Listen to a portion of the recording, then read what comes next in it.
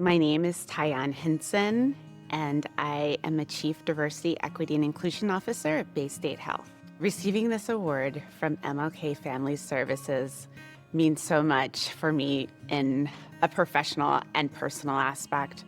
When I think about my life personally, I grew up in a state where we were ranked 50 out of 50 for infant mortality. And as a teenager, was very determined to go into the field of healthcare to make a difference in maternal child outcomes and disparities. And so today, realizing that dream of not only impacting lives, but also receiving this award means everything for what my dreams and my hopes were to accomplish. Professionally, this award affirms my commitment to this work and the need for this work in our community. I've had the opportunity to not only interact and impact many lives, but so many lives have impacted me. And I recognize the opportunity for further advancement as we think about health equity, as we drive for inclusion, and as we continue to do the work so that everyone receives their inherent right to health care and the very best life possible. When I think about the work that I've done in this region, I'm really proud of the way that I've been able to think about and steep equity into everything that we do.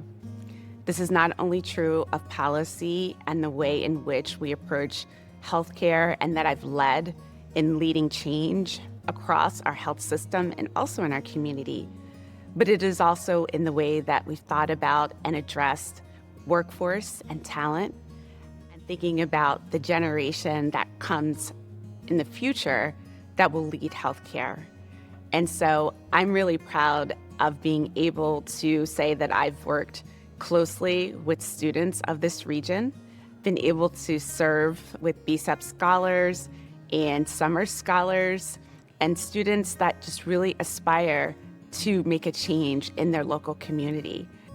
When I think about the call to action related to a beloved community and Dr. King, I'm reminded of the words when he spoke about the day we become silent about things that matter is the day that our lives begin to end. And that message is so profound because what it says is that we have a responsibility to speak up.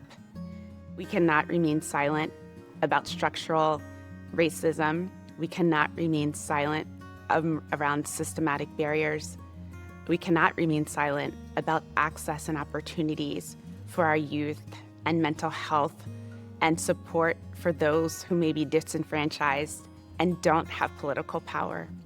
And so regardless of who we are, where we serve, where we live, what we look like, what our occupation may be, we all have to use our voices collectively to speak up and not be silent. Our communities are speaking, and it's time for us to listen and take action.